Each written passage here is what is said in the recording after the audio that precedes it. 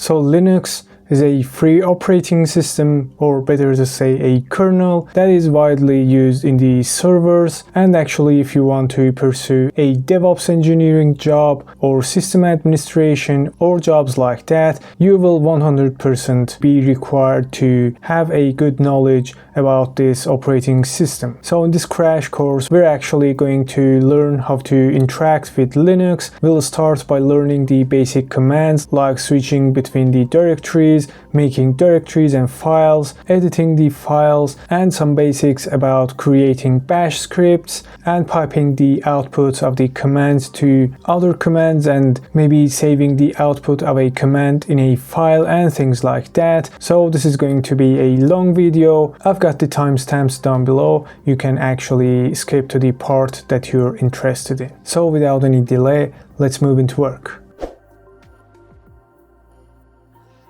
So as we can see in the picture, we have the hardware, and the first layer that we have is the Unix kernel, which sits on top of the hardware and tries to interact and utilize the available hardware that is allocated to that kernel. It also handles the most of the tasks like memory management, task scheduling, and file management by itself. So the layer above that, we have the system call interface, by which all the things that exist in the next layer use to interact with the kernel. So in the next layer, we have the system commands and utilities, we have directly executable programs, we have the background and foreground executions, and also we have the user command line interface like the sh, the csh, which are from the most famous shells that are available with the most Unix systems. And in the next layer, we have the user application programs, the communications and network applications, the system databases, and other utility programs. So as I mentioned, we use the shell, which uses the system call to interact with the kernel and do our jobs. So we have a lot of commands in the shell that we can use. There are various command and utilities which we would use in our day-to-day activities like cp, mv, cat, grep, and etc. So there are over 250 standard commands plus a lot of commands that come with these third parties, and we use them to do our jobs and get our things done. So next to this, we have the files and directories.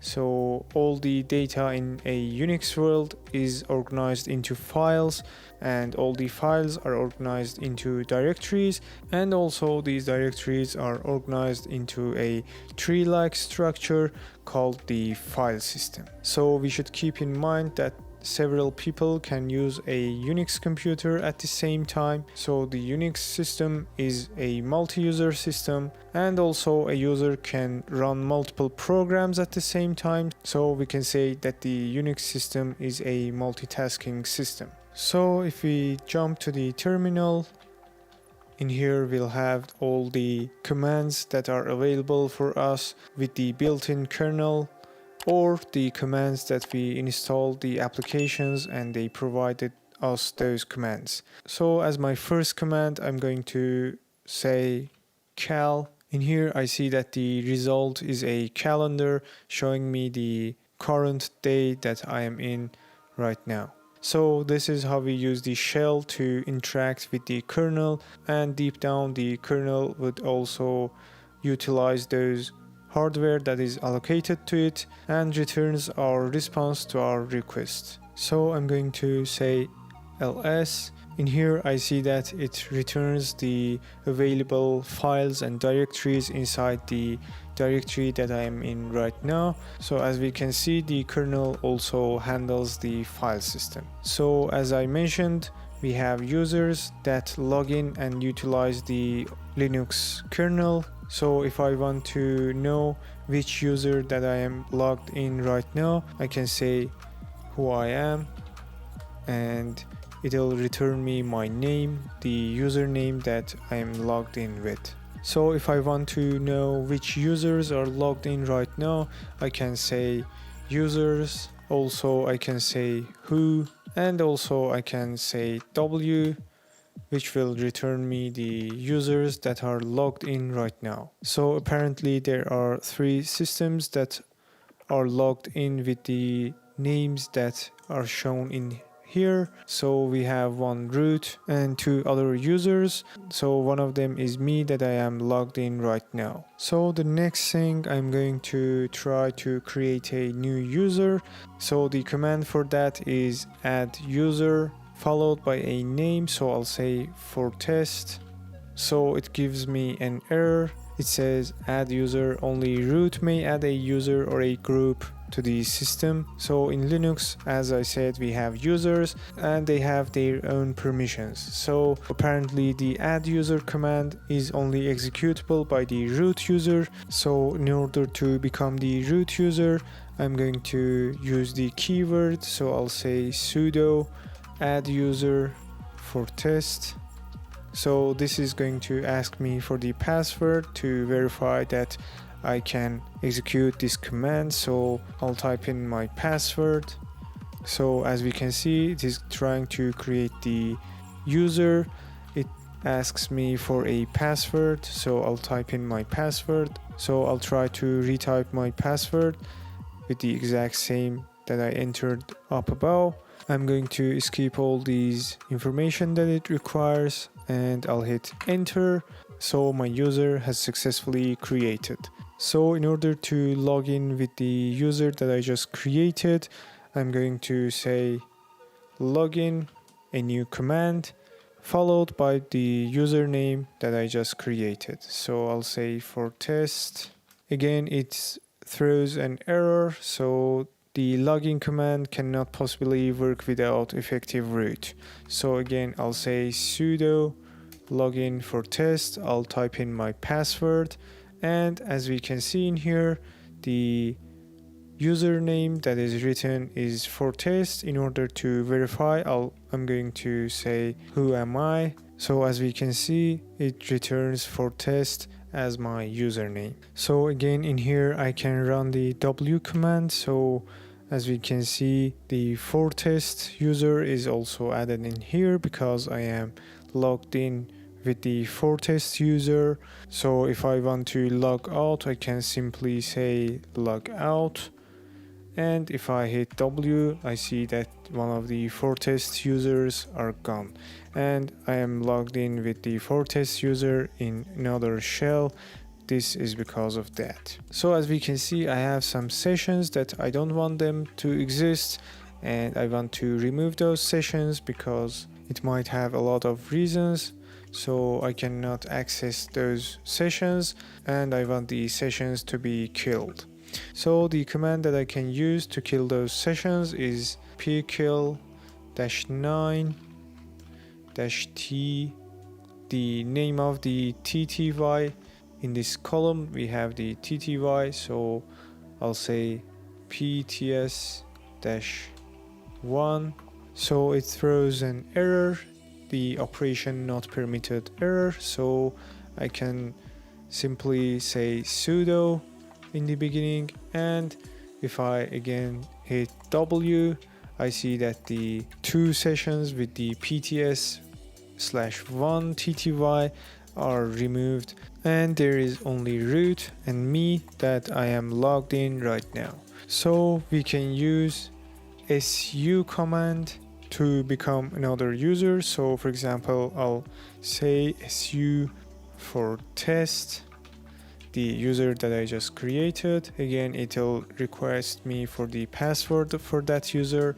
I'll hit the password, and again, if I hit who am I, I'll see that I am the for test user. But the difference is in here. If I hit W, there is no session created for that user. So basically how this works is I've logged in with my own user and I have become the for test user temporarily. So I'll do my job, like for example, I'll hit ls and I'll say exit, a new command, and if I say who am I right now, I see that I am the username that I logged in with. So all the data in Unix is organized into files, and files are organized into directories, and these directories also are organized into a tree-like structure called the file system. So generally we have three types of files, which are ordinary files, so the files that contain data, text or program instructions and things like that. And second, we have directories, so basically we can store files and also directories inside the directories. And third, we have special files, like some files that are linked to the hard drives or CD-ROM drives, modems and Ethernet adapters and things like that. And also we have some other special files that are similar to aliases or shortcuts. So let's move to the terminal. In here, the first command, I'll hit ls. So basically what it does is list all the files and directories that are inside the directory that I am in right now. So we have pwd to print out the exact same directory that I am in right now. So generally in Linux we have both absolute and relative addresses. So as we can see, the pwd will print out the absolute directory. So like almost every other command in Linux, the ls will have some options. So like for example, if I hit ls-l, it'll try to print out some more information about the files and directories that are in the exact same directory that I am in right now. So as we can see, the first column represents the type and permissions of the files, so we'll talk all about these later. The second column represents the number of memory blocks taken by the file or directory. The third column represents owner of the file. The fourth column represents the group of the owner of the file or directory, represents the file or directory name. So as we can see in the first column, as I said, it represents the type and permissions of the file. So as we can see, some has D as the first character and some has a hyphen. So basically the D stands for directory, and all the files that start with a D are surely directories. And also all the files that start with a hyphen is a file. So as I said, the ls command, like almost all of the commands in Linux, accepts many options. So like for example, if I hit ls-la, it'll try to also list the hidden files. So basically all the files that start with a dot is a hidden file in Linux, and the A option will try to also list the hidden files. So as we can see, as the first two directories, we have a dot and also a dot dot. So judging by the first character, we can decide that these are some directories. So basically the one dot stands for the current directory and two dots stands for the parent directory. So in order to change my current directory, I'll use the cd command, which stands for change directory. So if I hit cd dot, I'll stay in the exact same directory. But if I hit cd, like for example uploads, which we can see that is a directory, and if I hit pwd, I see that I am now inside the uploads directory. So again, if I hit cd dot dot, I'll hit pwd, I see that I came back to the parent directory of the uploads. Also, we have ls-lh, which will try to represent the size of the files in a human readable form. So now we see that this is 4 kilobytes. So in order to find some files with some patterns, we can hit ls. Like for example, I want to find all the files that start with the character P. So basically I'll hit P star. So as we can see, it lists all the files that start with P. So star here means everything. So basically it means start with P, and after P it can be any other character. So again, I can see ls-lah to list with more information. So in order to create a file, we have the touch command.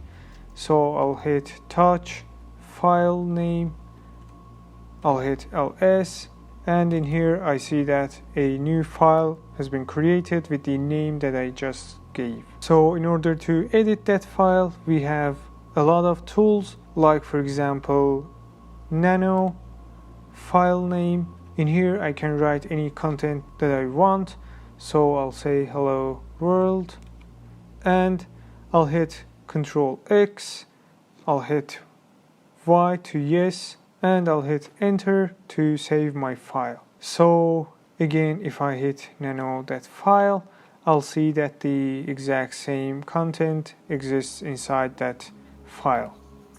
So I'll hit Ctrl X to exit the nano. So there are other tools to edit files, like for example we have vim file name. So in here I'll hit I to enter the insert mode, I'll hit enter, I'll make some other contents, I'll hit esc, and I'll hit colon WQ to write and quit. And if I again vim that file, I'll see that the content exists in the file. So in order to display the content of a file, we have a command called cat. So I'll hit cat file name. It will try to print out all the content that exists in the file that I provided. So we have another command to count the words inside a file. So I'll hit wc file name. As we can see, the first column represents total number of lines, the second column represents the total number of words, and the third column represents total number of bytes in the file. And also the last column represents the file's name. So in order to make some directories, I can use the mkdir command followed by a name. So I'll provide a name. If I hit ls, in here I see that the new directory has been created. So next we have the copy and move command. So if I hit cp, the file name that I want to copy, and next I'll try to provide the directory and also the file's name. So I want to make a copy of this file inside the new directory that I created. So I'll say new, and inside that I'll provide the file name. So basically this command will try to copy the file inside the new directory. So using ls, I want to list all the files that are inside the new directory. So I'll hit ls, and I'll provide the directory name, which is new, and inside that I see that I have only the file that I copied from the outside. So by using the cp command, we can also change the file's name. So I'll hit cp file name inside the new directory, but I want to provide another name. And again, if I try to ls the files inside the new directory, I see that exact same file exists but with another name.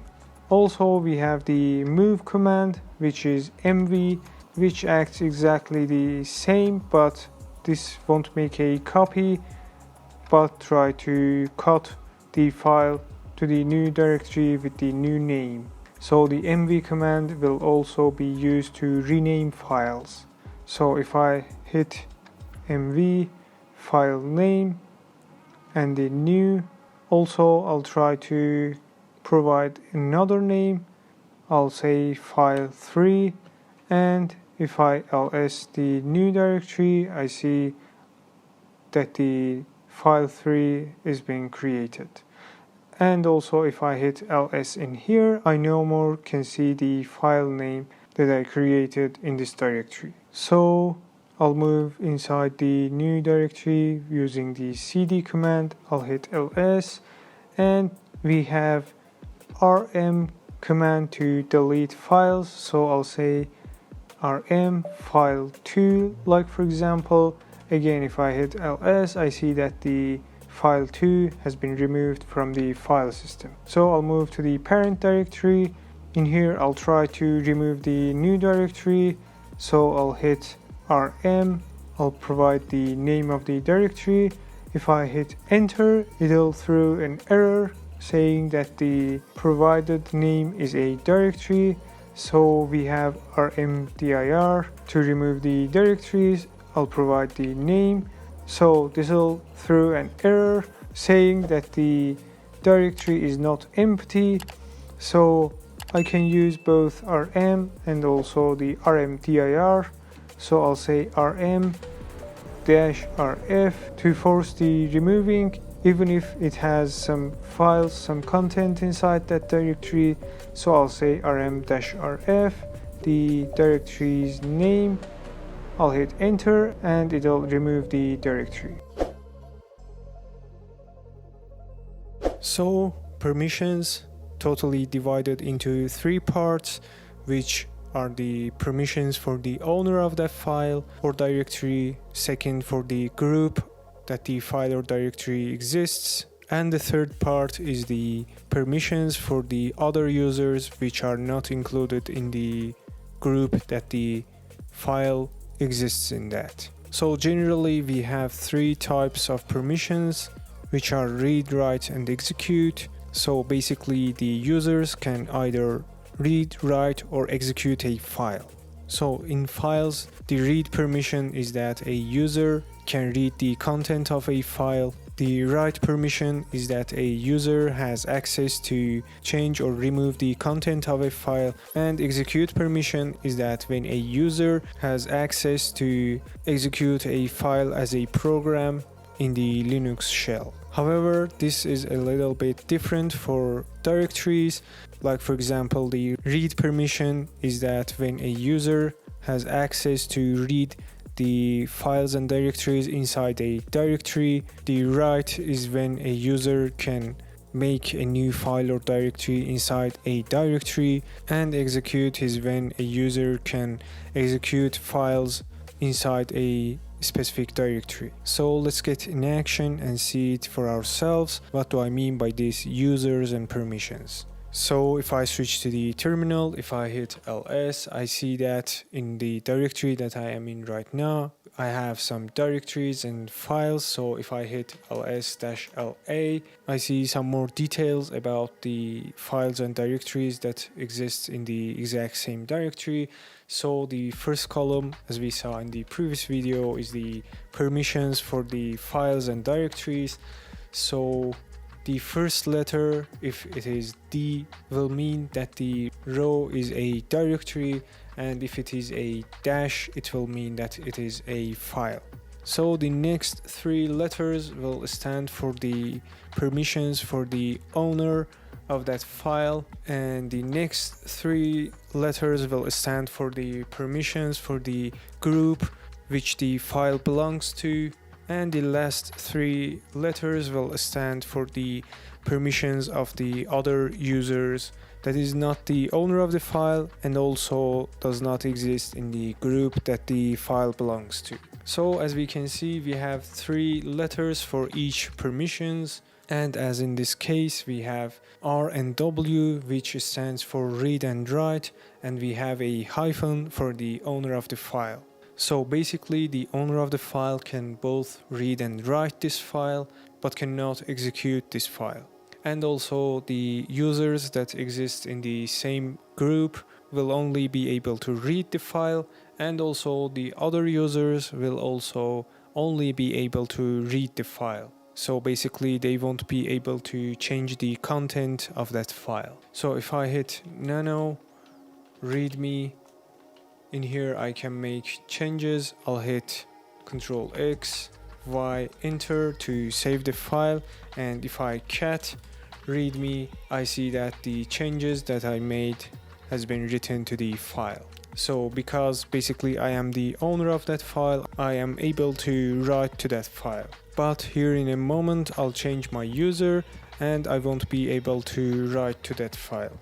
So if I say su test, I'll hit the password, and now I am the test user. So if I hit who am I am the test user. So if these commands are not familiar to you, you've probably not watched my previous videos, so I'll put the links down below if you want to watch them so you can access them easily. And now here, if I again try to nano the readme file, in here I get an error. The file readme is unwritable for this user. Again, if I make changes, if I hit Ctrl X, I'll hit Y, and I'll hit enter, so it'll throw another error saying that the permission is denied. So basically this user does not have the permissions to write to this file. So I'll hit Ctrl X, I'll hit no to exit the nano, and if I switch back to my previous user, which is the owner of this file, in here basically what I can do is change the permissions for this file. So in order to change the permissions for a file, we have both symbolic and absolute ways to change these permissions.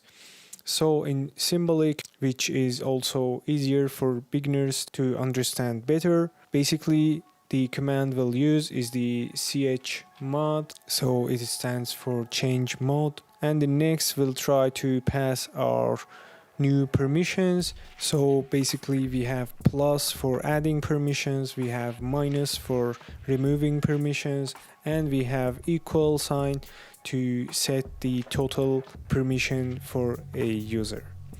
So in here I'll pass plus W, and then I'll pass the file name, which is readme, and I'll hit enter. And if I again say ls-la, so basically because I am the owner of the file and I had the write permission, it won't make any changes. But if I hit chmod plus X and I'll hit enter, if I hit ls-la, in here I see that the X letter has been added to the permissions for the owner of the file. So basically I changed the permissions for the readme file. So again I can change the plus to minus and hit enter, again hit ls-la. In here I see that the X has gone away and this file is no longer executable by the owner of the file. So in here, if I want to change the permissions for the group or the other users, I can simply put the letter G or O, which stands for group or the other users. So if I hit G plus W to the readme, if I hit enter, I'll hit ls-la, and in here I should be able to see the write permission has been added to the group which this file belongs to. So this is how we change the permissions in the symbolic way. Also we have the equal sign. If I, for example, say O equals to read and write, I'll set the whole permission for the other users to this file. If I hit enter and hit ls-la, in here I see that the read write permission has been applied to the other user's permission. So that's all for the symbolic mode for changing the permissions. And as I mentioned, we have an absolute mode for changing the permissions for files and directories. So basically in this method we work with numbers. So we have 3 total numbers. Again, each stands for the owner of the file, the group, and the other users. So basically 0 means no permissions, 1 stands for execution, and 2 stands for write permission, and 4 stands for read permission. So basically if I say 7, the user would have the read permission, write permission, and execute permission. So adding 4 with 2 and 1 would give us 7. And also, for example, if I say 5, the numbers 4 and 1, which stands for read and execute. And also if I have 3, the permissions would be only execute and write. So in order to change the permissions, again I'll have the chmod and I'll pass 744 and I'll define the file name. If I hit enter, so I expect only the owner of the file would have all the permissions, and the other users and the users inside the group should have only the read permission for this file. If I hit ls-la in here, as I can see, the owner has all the permissions and the group permission and the other users permission is only the read permission. Also, like for example, if I hit 777, again hit ls-la, this file has all the permissions for all the users. So basically all users has all the permissions for this file. So we have 2 more commands to learn, one for changing the owner of the file and one for changing the group of the file. So the root user has access to all the files and is able to change the owners of the file. So in order to change the file's owner, if I hit ls-la, I want to change the readme file's owner. So the command I'll use chown, I'll pass the user's name and I'll pass the file's name, and I'll say sudo in the beginning. If I hit enter, again if I hit ls-la, in here I see that the owner for this file is now the test user.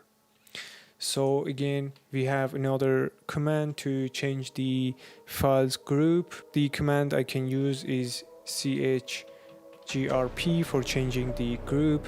I'll pass the group name, like for example, I'll pass the Docker group that I have inside my machine, and I'll pass the file's name and I'll say sudo in the beginning. I hit enter, ls-la. In here I see that the group for this specific file has been changed to the Docker. So as I mentioned, some environment variables are set by the Linux itself, and also beside these variables we can set our own, but the problem would be that every time we remove the current session of the terminal, all the values that we set will be removed. So later we'll see how to persist them so that we can access the variables for every new shell that we create. So in order to create a environment variable, we'll simply define its name and set a value. So the first thing, I'm going to define a name for my environment variable, like for example I'll say test is equal to any value that I want, like for example I'll say hello, and if I hit enter, now I have a test variable set to the current session of the terminal that I am in right now. So if I try to access the test variable's value, I'll simply use the echo, but in order to access the value of the environment variable, I'll need the $, so I'll say $test, and if I hit enter in here, I'll see that the hello is returned from the command that I just ran. So basically this variable is only accessible in the current session of the terminal that I am running right now, and if I close this session and try to create a new one, this variable won't be available. So let's see it in action. Here I'll try to again create a new session, and if I say echo $test, I'll see that it returns nothing. So the reason behind this is that every time I try to create a new terminal, it will check for the profile files and it will try to initialize my terminal. So if I hit ls-la in here, I can see that I have a .profile inside the home directory of the user that I logged in with, and as we know, it has a in the beginning of it, so it is a hidden file, so maybe you won't be seeing this normally in your explorers. So if I try to nano the dot profile in here, I see that some code is written inside this, and this is the file that the shell tries to initialize itself with. So in here we can see that it tries to include the .bashrc file inside the home directory of the user. So I'll exit this and I'll try to nano the bashrc file. In here I see that it is also a file that contains some code in it. So basically this is the profile, the setup of every user. It can differ for any other users, and it is also editable, so we can add or remove our custom code here. So like for example, I'll try to add my test variable over here and check if the variable exists and accessible for every other shell that I create. So I'll move to the end of the file. In here I'll say test equals hello, and I'll hit Ctrl X, Y enter to save the file. And again, if I nano that file, at the end of it I see that my changes has been applied to this file. So if I try to log out and try to enter the shell again, if I say echo $test, I should be able to access the value of it. So I hope you understand the process of how to persisting our required variables. So that's one thing that we can do in the bashrc file. So I'll try to again nano the bashrc file, and I'll try to move to the down below. In here we can create aliases.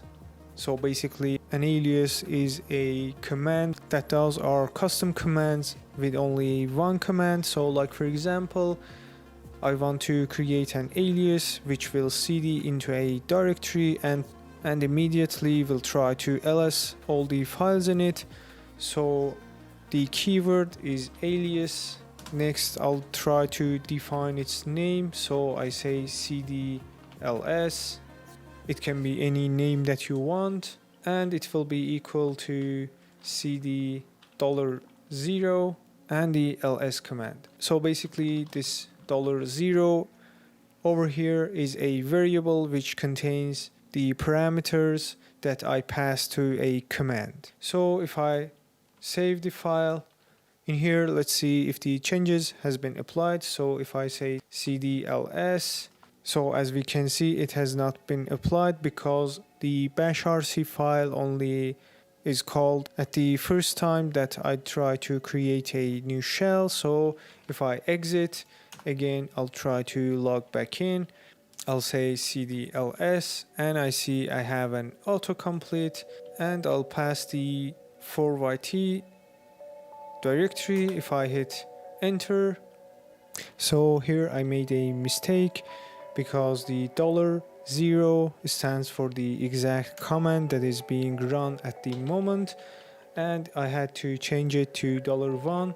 So in here I'll say cd $1 and ls to complete our alias. I'll hit save, and next I should log out and log back in to the terminal.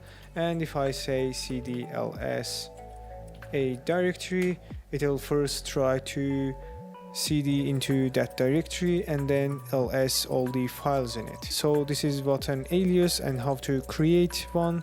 So as I mentioned in the beginning of the video, we have some environment variables that are set by the Linux shell itself. So like for example, we have the $path variable. If I echo it, as we can see, I didn't define it, but it has some value in it. So basically $path is a key environment variable which includes all the directories that contains all the commands. So basically when we try to run a command, the shell will try to check all the paths that are defined inside the $path variable, and if the command that we want to run at that moment exists in that directory, it will run it, and if not, it will throw an error saying that the command does not exist.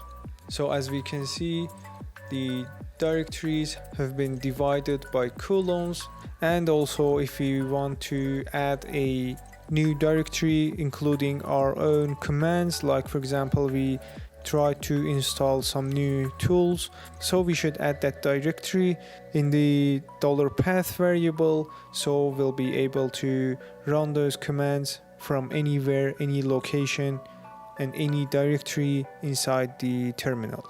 So we have another variable which is $home. If I hit enter, I see that it includes the full path for the home directory of my user that I've been logged in with. Next, we have a variable called $random. So I'll say echo $random. If I hit enter, every time we'll see that it returns a random value.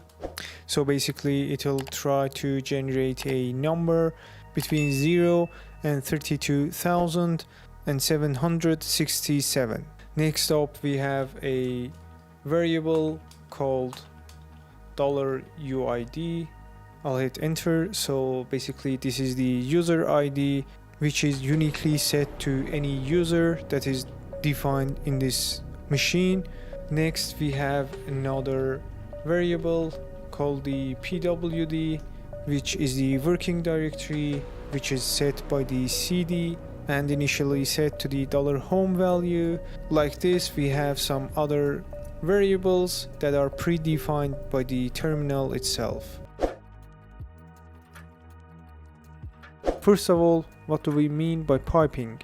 So basically piping means when we pass the result, the output of a command to another command and try to do some action on the result of the previous command and have it as the output. So like for example, if I hit ls, in here I see that I have all the project files, all my configurations file that I use and create in my videos. So I'll put the GitHub link down below if you want to access them. So if I hit ls-la, in here I see that I have some directories and some files.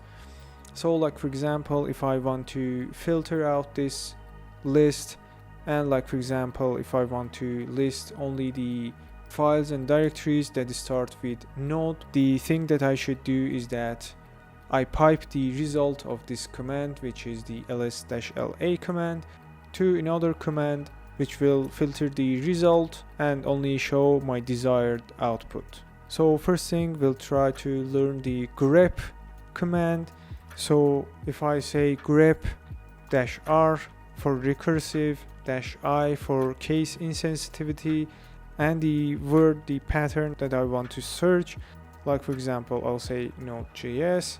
If I hit enter, as we can see, it will try to output the files that has node.js inside their content, and it will output all that files with their addresses. So as we can see, grep command is a command that we use to search for something, so it supports piping. And if I say ls-la, by using the pipe character, I say grep, and for example I search for node. If I hit enter, as we can see, it tried to return all the files and directories that has the word node in their names. So basically this is piping. So we pipe the output of the command ls-la to the grep command, and we search for the word node. So the grep looked for each line of the output and filtered all the files and directories that had node in their names. So like almost all of the commands in Linux, this command also has some options. So like for example, if I say -n, it will also print out the matched line. Also we have the -c command. If I hit enter, I see that it returns the count of the lines that it could find. So with that, we basically tried a simple piping. So we have some limited commands that support piping. Next up, we have another command which is sort, which also supports piping. So basically it will try to sort our result alphabetically or numerically. As you might have guessed, we can define it using the options, and I will try to use it with the ls-la command. I'll pipe it to sort. So as we can see, it tried to sort out our output. So it has, of course, some options. So if I say ls-la, pipe it to sort, and I say plus, I'll be able to define the column. So the sorting would apply to that column. So it starts with 1, 2, 3, 4, 5, 6, 7. And I want to sort all my output with the 7th column. So I'll say plus 7 if I hit enter. So again, I have some mistake in here. It tried to sort with the time column. If I again say plus 6, it will try to sort with my desired column. And as we can see, it is sorted incrementally. And I can also pass the option -r to make it reversed.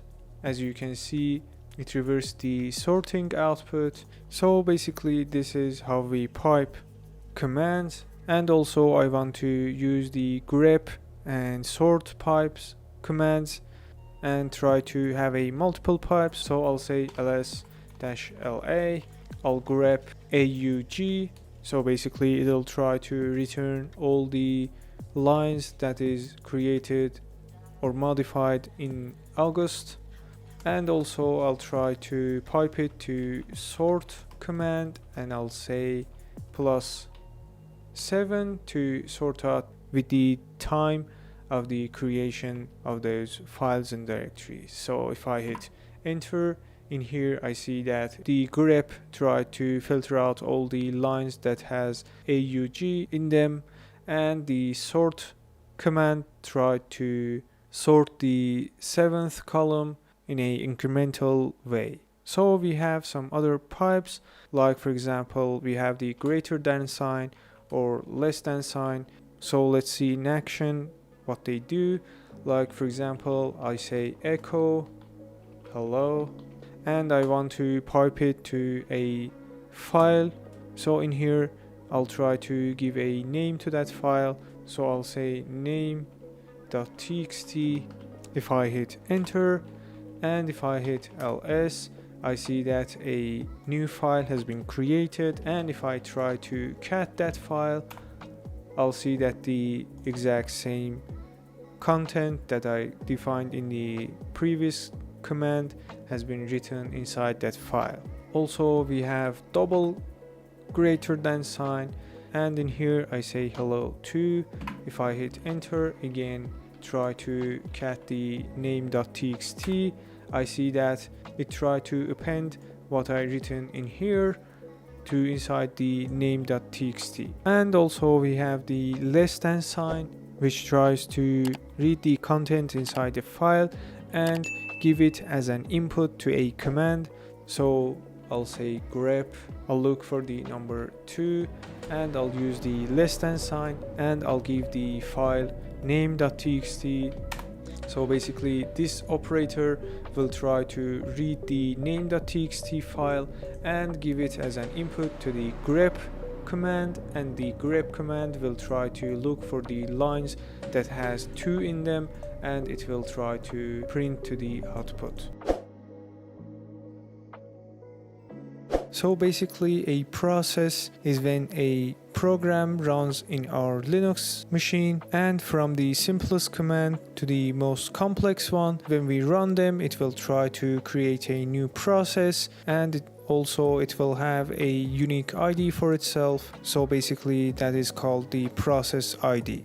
So as I mentioned, the process ID is unique for each of the processes that is created, and it is most of the time a 4 or 5 numbers that are assigned to a single process and will never have the same process ID for two processes. So as I said, we can create processes in the foreground and background.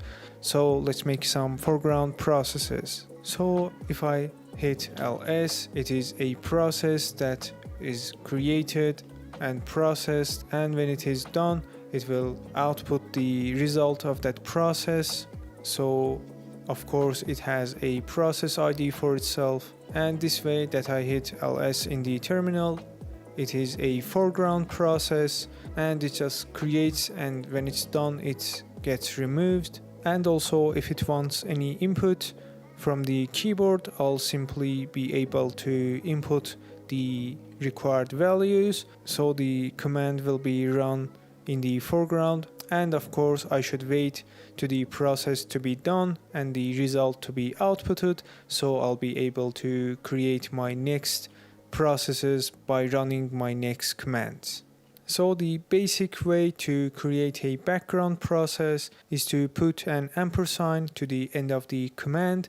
So if I say, like for example, ls-la and then ampersand, if I hit enter in here, even if I get the exact same output, but this command has run in the background mode, and this is the process ID that is assigned to the ls-la command. So in this way, if the command that I'm running in the background requires any input, I won't be able to input from the keyboard, and the process will move to the stop state. So if I want to list all the processes that are running currently inside this Linux machine by using the ps command, so I'll hit ps. In here, I'll be able to see the processes that are currently running in this machine. So basically, I have a bash process with this unique process ID and the ps command that I just run with this exact unique process ID. So of course, this ps command has its own options. So like for example, if I hit ps-aux, the first column represents the user that created that process. The second column is the process ID. Next column is the percentage of CPU usage. The next column is the percentage of memory usage by that process, and some other information about the processes that are running currently inside my Linux machine. So the A option that I passed to the ps command was to show all the processes for all other users except for the user that I've logged in with. So as we can see the processes for the root user and the test user also. The X option that I passed to the ps command will try to show the processes that does not have terminals.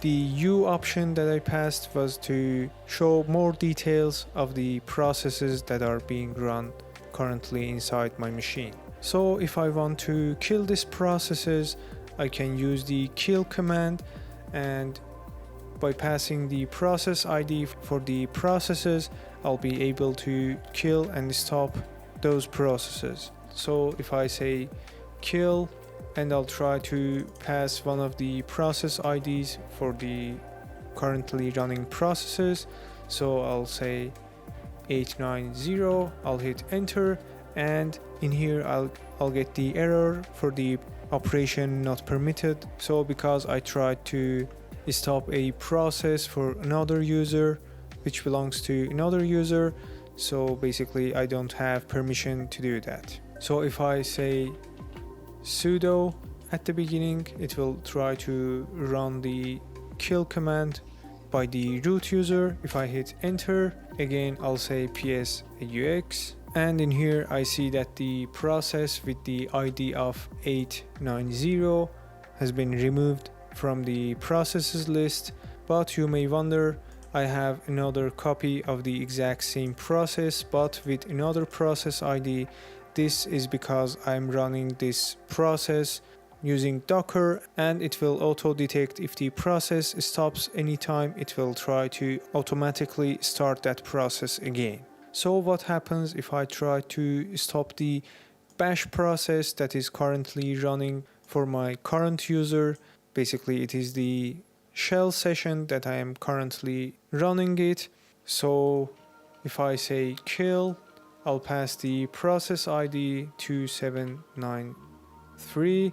I'll hit enter.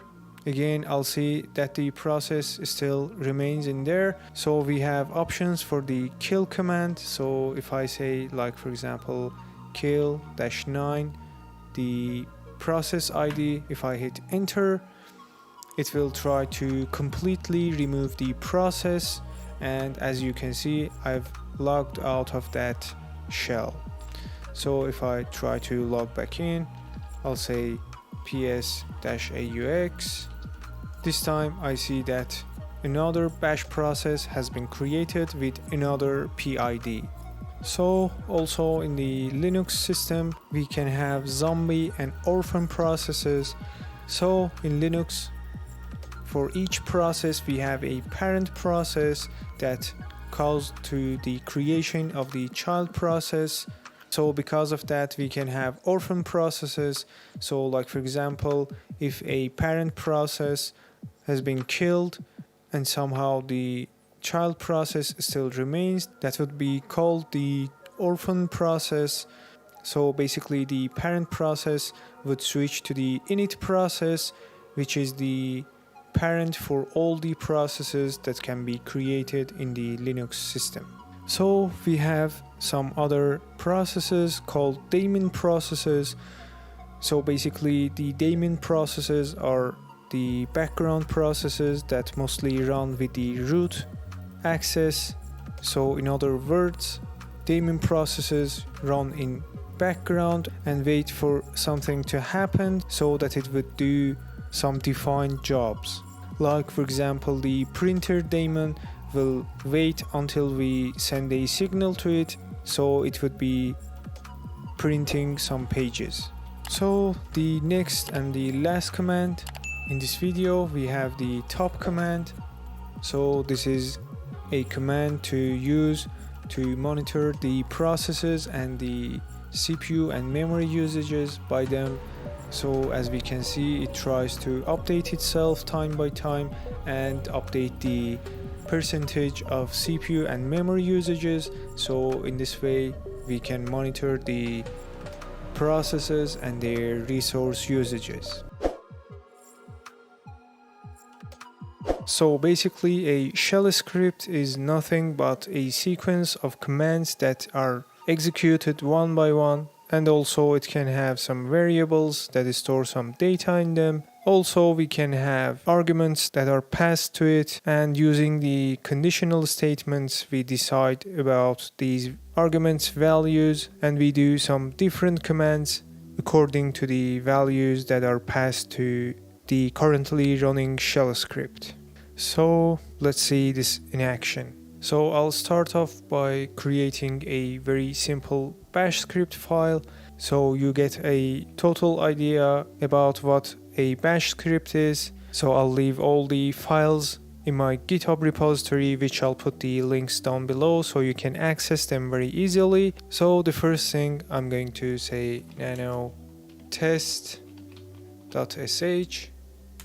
and in here the first line of it basically is a comment pointing to the exact location of the bash executable. So I'll say /bin/bash.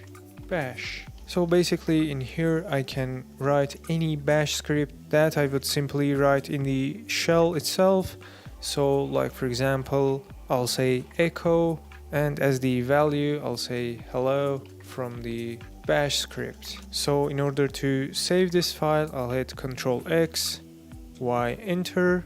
So in order to run the bash script, I can do it in many ways. The first way, I'll just need to make this file executable. So I'll say chmod +x test.sh. If you don't know about changing the modifications, I have a video explaining all about this in this video series. So I'll put the link down below if you want to check it out.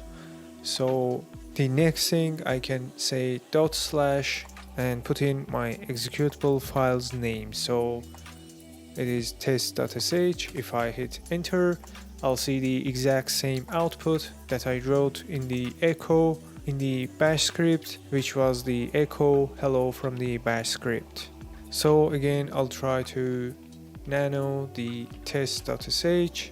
In here, as I mentioned, we can have variables. So like for example, I'll say name equals to bash script, and in here I can simply refer to it by saying $name. So I'll save and exit the file. Again, I'll try to run the bash script.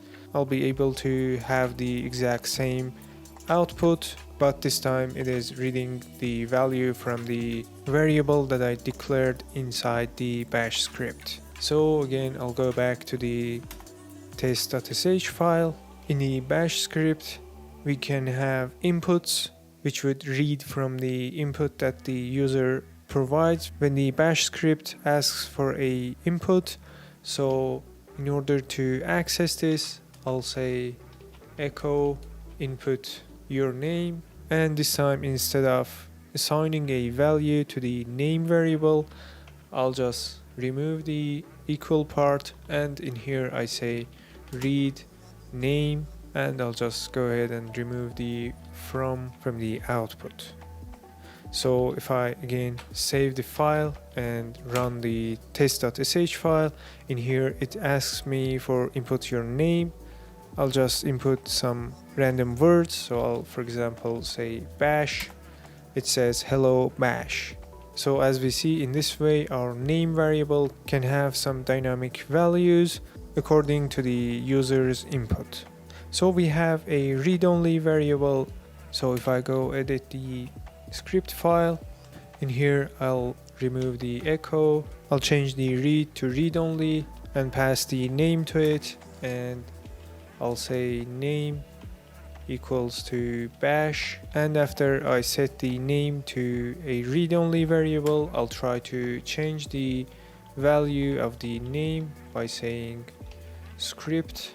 I'll hit save, and if I try to run it, it should throw the error saying that name is a read-only variable, and as we see, it has not changed the value that we set previously in the beginning of the bash script. So another command, we have the unset, which unsets a variable. So if I try to again nano the script file, so I'll try to remove the read-only name, and after I set a value to the name, I'll try to say unset name, and if I go ahead and run this, I'll see that the name variable has no longer a value.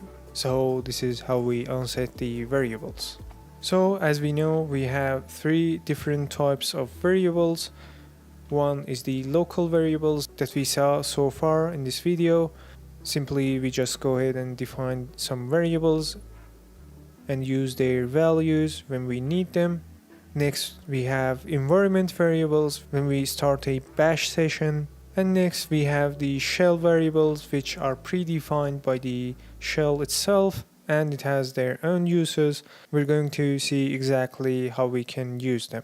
So I'll try to edit the file. The first variable, I'll say echo $. If I hit save, I'll run the file. I'll see it returns a number, which is the PID of the child process that is created for running the bash script. So like for example, if I say echo $, over here, which is not inside the bash script, I should see some different number, which is the PID for currently running bash session. So again, if I try to run the bash script again, I should be seeing some different PIDs because the previous child process has been created with a unique PID and it has executed and finished execution, and next time we try to run a bash script, it'll try to assign another unique PID. So I'll try to again nano the file.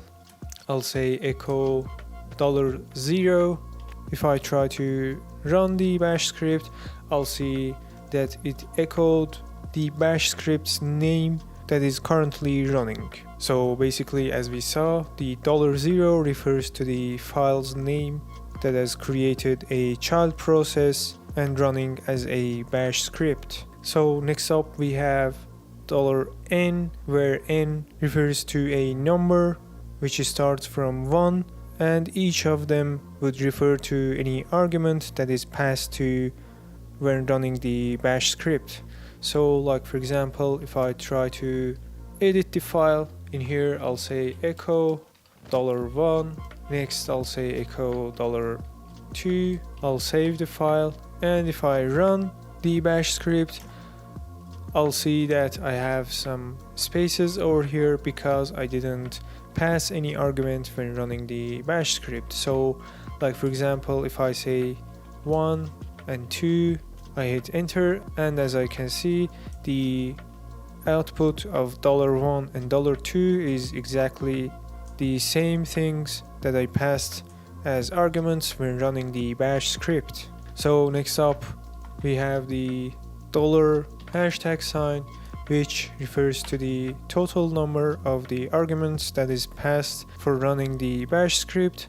So if I say test.sh 1, 2, I should expect getting the number 2 as the output for the hashtag sign. So I just changed the bash script a little bit for better viewing and understanding it. If I run it, I'll see that the current PID is a number, the file name, the first argument, second, and the total number of arguments that is passed for running the script. So next up we have the $star.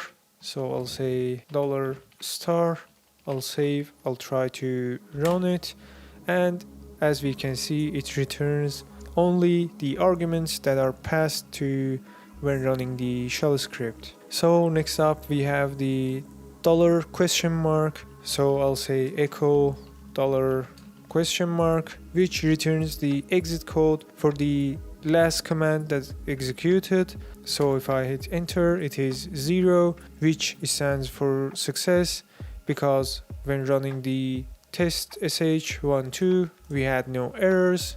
The default and the success exit code is 0, so as we can see, the $question mark returned 0. So I'll try to edit the test.sh file. At the end I'll say exit 1, which tries to kill this execution of this bash script with a status code of 1. So I'll save, I'll run the bash script again, and if I try to access the value of $question mark, I should be seeing 1 as the output, so it is not 0. Basically, if we have any errors in our bash script or any command that we're running, the value of the $question mark will not be 0, and it will be the exact code for the relevant error that we had when executing the last command. So first thing, I'll try to nano condition.sh. So as always, the first line I'll try to address the /bin/bash in a comment. So next I'll try to create the content of my bash script. So initially I'll say echo test, I'll save the file, I'll exit, and if I say ./condition.sh, it won't work due to the permissions. So if I say chmod for changing the modification +x condition.sh, and now if I say ./condition.sh, I'll get the test as the result of the echo that I have inside the bash script. So again, I'll try to nano the condition.sh, I'll remove the line echoing the test. So basically, in order to create conditions, we have the if statement in bash script also, as we have the same in any other language, but of course the syntax is a little bit different in bash scripting, but there are no worries, we'll go through each of them. So in order to test one, I'll try to declare some variables. So I'll say a equals 10, b equals 20. So in this line, I'll try to say if any condition will be placed inside the brackets with surrounding spaces. So inside this, I'll try to say $a is equal to $b. In the next line, I'll say then. So basically, this is the syntax. I'll just make some indentation for better understanding and better reading.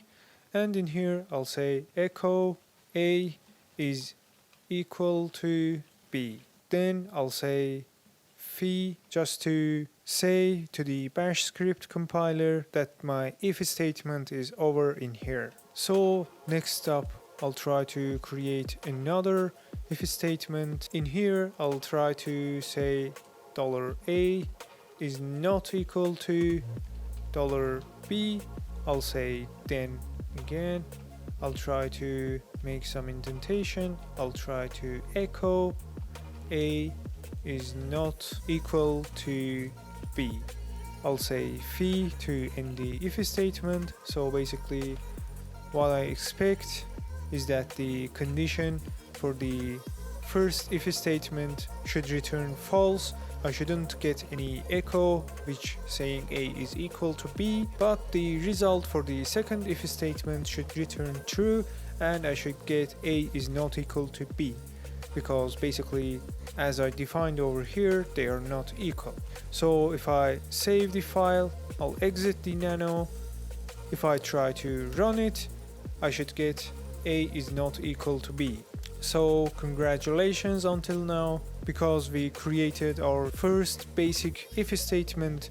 I'll go back to the condition.sh file. So basically what we did so far is that we checked the values for the variables a and b, and we had two if statements, first checking if they are equal and the second checking if they are not equal. So basically what we can do is use if and else statement in order to do exactly the same. So our condition will be if a is equal to b, and if not, the else statement will be executed. So again, I'll try to say if brackets $a is equal to $b. I'll say then I'll echo a equal to b, and what I can do in here, I can say else. Again, I'll make some indentation. I'll say echo a is not equal to b. Again, I'll say phi to end my if statement. So I'll save the file, I'll exit the nano, and if I say ./condition.sh, I should get two lines saying that a is not equal to b.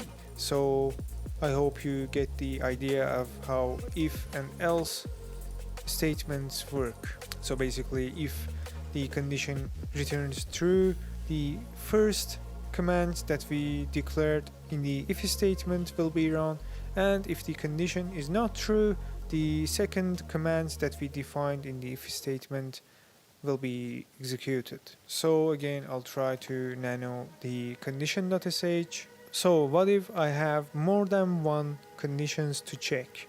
So like for example, if I want to say if $a is greater than $b, I want to do some things.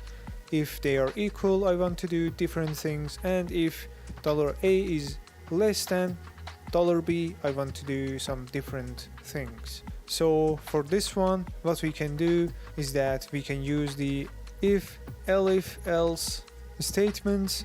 So again, I'll try to copy paste from the previous if statement. So I'll change the condition to -gt for saying if $a is greater than $b, I'll echo a is greater than b, and in the else section I can simply say elif, and in here again I have my brackets, so basically I can have some different conditions to check in here. So like for example, I'll say $a is equal to $b. In here I'll say a is equal to b, and in the else section I'll try to echo a is less than b. So basically if it is not greater than b, and also if it is not equal to b, so it must be less than b. And at the end I'll try to say phi to end my if statement. So I'll save the file. Again, if I try to say ./conditions.sh, so there seems I have some syntax error. If I go back to the bash script, in here after the elif I should have a then, so because it is also a if statement. So I'll save the file, I'll try to run it again, and in here I see that it is saying a is less than b. So next up we have the case statement. So if I exit this, I'll try to create another file saying case.sh. Again I'll say /bin/bash. In here I'll try to create a case statement. So first of all I'll try to create a variable. I'll say a is equal to apple. Next I'll try to create my case statement, so I'll say case $a in. Next I'll try to pass my conditions and the statements that should be run when that condition is met. I'll say apple, a parentheses, echo apple is provided.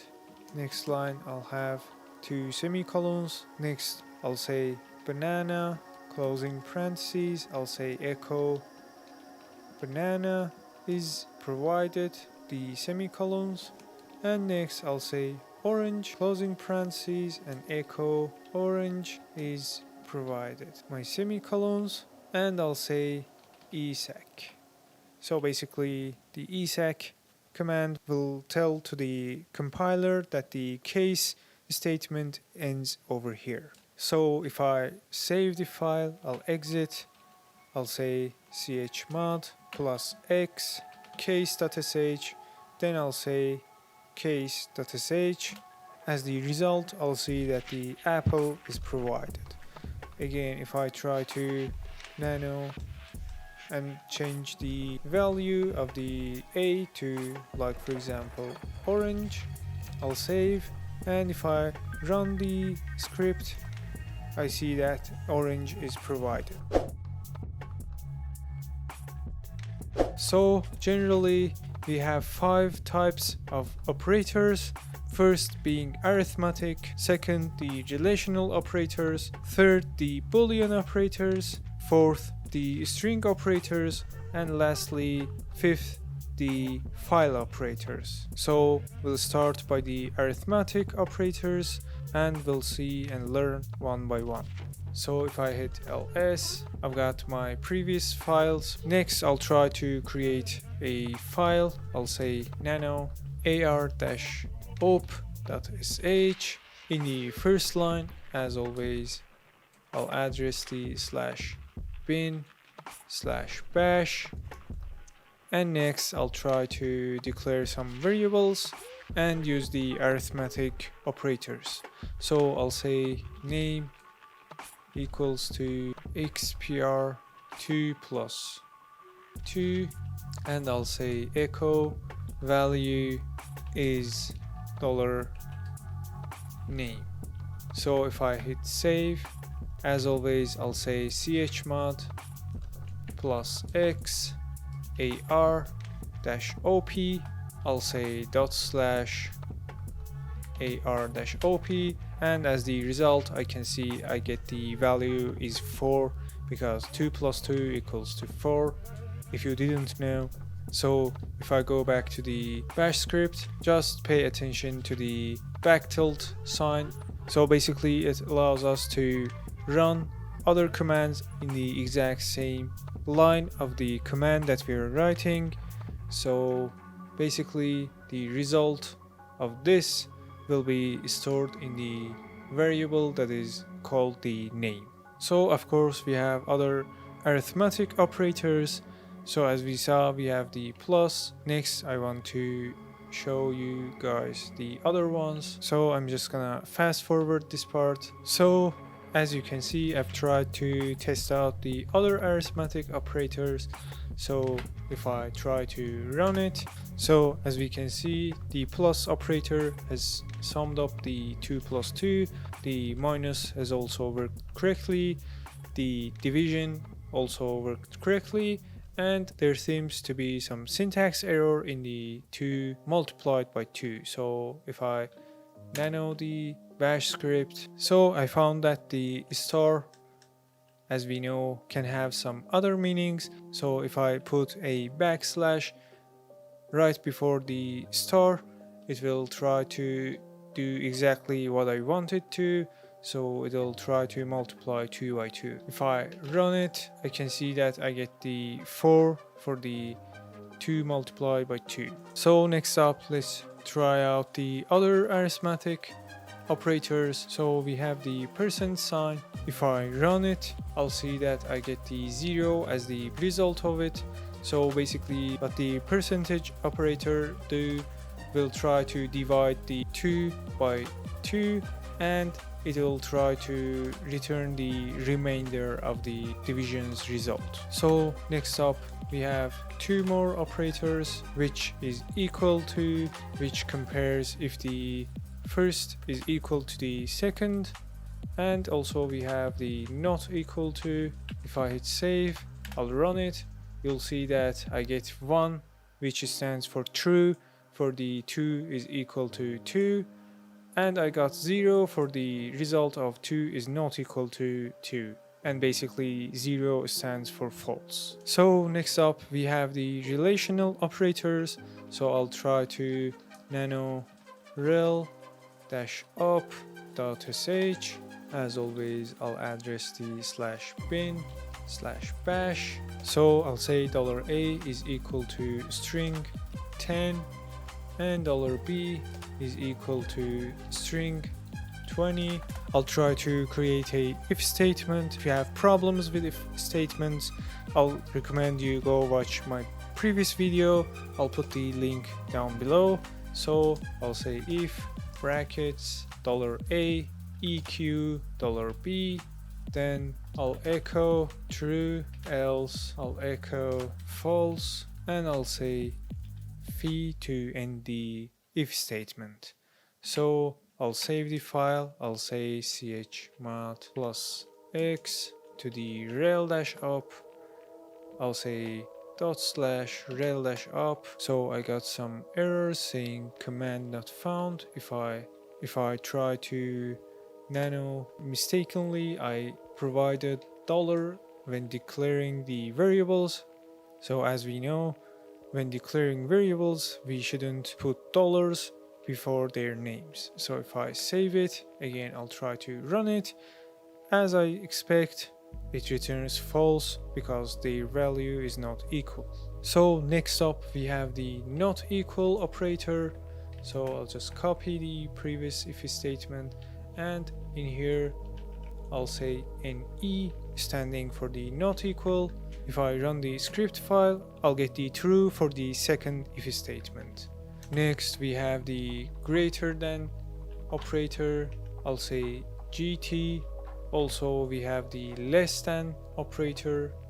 I'll say LT. If I run it, I'll get false because A is not greater than B, but it is less than B. And next up we have the greater than equal operator, which is exactly the same, but it has an E at the end of it. So basically it is greater or equal to B. So basically it returns true if A is greater or equal to B. also we have the less than equal. So I'll say ALAB. If I run it again, I'll get false, but for the second, because it is less than that, I get true. So next up we have the boolean operators. So I'll say nano bool dash up dot sh. I'll address the slash bin slash bash. We have the not operator. So if I, for example, say if not false, closing the brackets, then echo true phi to end the if statement, and the not operator will return true if the expression's result is false, and also if the expression's result is true, it will return false. So basically it tries to reverse the result of the condition. If I run this, I expect to see the true as the result for the bash script. So I say chmod plus x bool dash op dot sh, and if I say dot slash bool dash op dot sh, I don't get any result. The thing that is mistaken is that there should be no space between the not operator and the expression itself. So if I save it, if I try to run it, I get true as the result. So next up we have the dash O, which stands for logical OR, and we have the dash A, which stands for logical AND. So if I edit the file, I'll say A is equal to 10, B is equal to 20, and in here I say if $A dash LT $B dash O $B dash GT 100. So basically what is being checked in here is that if $A is less than $B, or if the $B is greater than 100, the result of this if statement will be true, and we'll get the true as the result of this bash script. So if I save it, I'll try to run it, and I'll get the true as the result because $A is less than $B. So we have the dash A operator. If I change the dash O to dash A, it will check if the both conditions are met, and if they are, it will return true. So I'll save it and I'll run it. I get only one true because the second if statement did not return true, and so it won't echo true. Next up we have the string operators. So I'll say str-op.sh. I'll address the slash bin slash bash. So I'll say if $A equal to $B, echo true. So again we have the equal sign to compare the values of $A and $B. If I save it, I'll say chmod plus x str-op. I'll say dot slash str-op. So because their values are not equal, it won't return true as the result. Also we have the not equals operator. If I run it, I see I get one true. We have the dash z operator. So dash z $A. So basically what it does is that it checks that the $A's size is equal to 0 or not. If it is, it'll return true. And exactly like this one, we have the dash n, which checks if the size of the $A is not 0. So I'll say 0 in here, and I'll say not 0. So if I run it, I'll see that it is not 0. So basically it has some value in it, and its size cannot be 0. So that's it for the string operators. And next and the last, we have the files operators. So I'll try to nano file-up.sh. I'll address the slash bin slash bash over here, and I'll say f equals to one of the file names that I have in here. Like for example, I'll copy this, again I'll nano, and I'll paste over here. So I'll say if dash f $f echo $f is a file. I'll say phi to end the if statement, and as you have might guess, the dash f operator will check if the given value is a file or not. So I'll save it. I'll say chmod plus x file up dash sh. I'll say file up.sh. So as it returns, it says that the rel-up.sh is a file.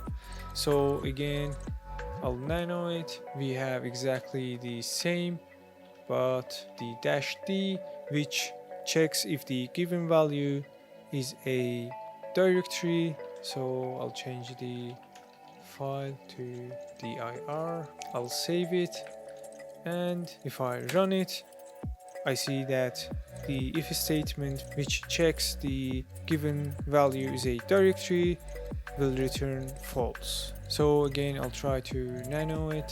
We have the dash r, which checks if the given value is readable. So I'll say f is readable. Also we have dash w, which checks if the file is writable, and we have the dash x, which checks if the file is executable. So if I hit save, I'll try to run it, and as I can see, the given file is readable, writable, and executable. So again, I'll try to nano it. We have the dash s operator, which checks if the given file size is more than 0, it returns true, and if not, it returns false. So I'll say $f size is greater than 0. And also we have the dash e operator, which checks if the given file already exists. So I'll say $f exists. So if I save it, I'll try to run it, and as I can see, its size is greater than 0 and it also exists. So if I try to change the given file, so for example, if I add another h at the end of it, I'll save it, I'll try to run it, and I can see that it's not a file, it's not readable, writable, executable, its size is not greater than 0, and it doesn't even exist, and because of that, none of the conditions return true, and I didn't get any echoes. So first thing, I'll try to create a file. As always, I'll try to address the /bin/bash. So the first substitution method is that when the shell sees a special character and tries to substitute some things with other things that might have their own meanings. So like for example, we have the \n, which will try to create a new line. So I'll try to say echo hello from \n bash script. So basically \n stands for a new line, and normally I should get hello from and a new line bash script, but let's see it in action.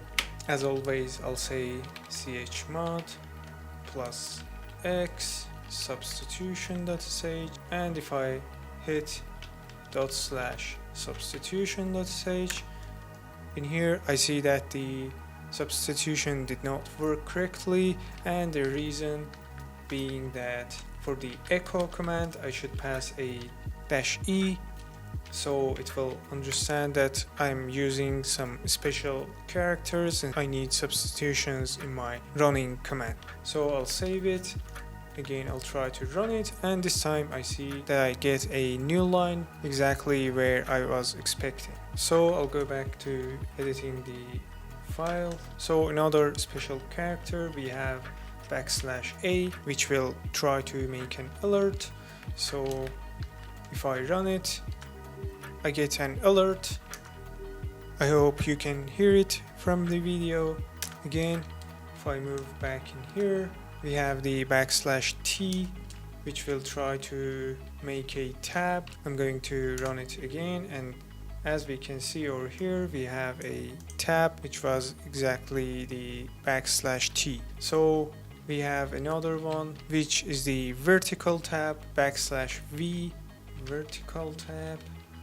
I'll save it. If I run it again, in here we see that the \v has made a new line, and it is started from exactly the same location that it wanted to continue in the previous line. So next one we have the \c, which will remove the trailing new line. So basically after this echo there won't be any new line because I put the \c at the end of it, and the next echo will be appended to the same line for the \c. So I'll save it again. If I run it, here we have the hello from, which is the \c line, and there is no new line for the next echo as we can see it over here. So next up we have the command substitution. So like for example, if I want to declare a variable, I'll say date equals to now is date. So basically this is a normal string, and the date that is written between the backtilt will be the result of the date command. If I want to echo it, I'll say $date, I'll save it, and if I run it, I get the now is, which is the prefix string to the exact same date command. So another way to do exactly the same thing is that I say date equals to now is, I'll hit dollar, parentheses, date, and closing parentheses. Again, if I say echo $date, I'll save it, exit. If I run it, I see that I get the exact same result. So for the first step, I'm going to say sudo apt-get update. Just remember to do this because this will update the repository links, and if your repositories are not updated, you may have trouble installing the build essentials tool. So just don't forget to update your repositories. So the next thing, I'll say sudo apt-get install build essentials. I'll hit enter, and because I have already installed this, it won't be downloading any stuff, but for you it might take a few seconds depending on your internet connection speed. So my build essential is already in the newest version. So in order to verify installation, I'm going to say which GCC. So with using this command, we can detect which GCC is referred to when we say GCC in the terminal. So the other command, I'll say GCC -- version, and as I can see in here, it is in the 940 version. So I'll hit ls. I have no files in here. The next thing, I'll try to create a file. I'll try to actually create a C or C++ file. So I'll say nano demo.c. In here I'll try to write some really basic C program. So I'll say include stdio.h. The next thing, I'll try to declare my main function. So I'll say int main. I'll pass void as the parameter, and the only thing that I'm going to do is print some stuff to the output. So I'll say print f. In here I'll say hello world. Just don't forget to pass the semicolon at the end, and I'll return 0, again a semicolon, and I'll try to close my curly brackets. So I'll hit save, I'll exit the file, I'll hit Ctrl X. In here we can compile our C file which we just created with 3 commands. So for C files we can say cc the input file, which is demo.c file -o, and we define a executable file so I'll say demo. I'll hit enter. If I hit ls, I'll see that there is another file which is called demo, and it is an executable file. So if I can say /demo, I'll see that the hello world has been printed to the output. So I'll say rm demo to remove the executable file. Again, I can use gcc, again the input file, so I'll say demo.c-o, and again I'll pass demo to output my executable file to the file called demo. So again, if I hit ls, I'll see that my file is over here. So again, if I hit /demo, I'll see that the exact same thing has been logged to the output. So again, I'll hit rm demo, I'll hit ls, my file is gone. And the last command that we can use to compile our C file is make demo. Just make sure the file with the exact same name with a .c or .cpp exists in the exact same directory that you call the make command. So I have the demo.c over here. It'll also try to guess whether it is a C or a C++ file and use the matching compiler. So if I hit enter, I see it has used the cc command because my file was a .c file. So again, I'll hit ls. I have my demo executable file in here. If I hit /demo, again, I'll see that the exact same result have been logged to the output. So that's it. That's all about the Linux that I have for you. Of course, these were just some basics, and you will actually be able to master it yourself when you go in action and really interact with the Linux shell. So I hope you learned something new in this one. If you have any questions, any recommendations, I'll be actually glad to see in the comment section down below. And lastly, please don't forget to like and subscribe, which will help grow the channel and motivate me to create more free contents like this. So with that, that's all for this video, and I hope to see you in the next videos.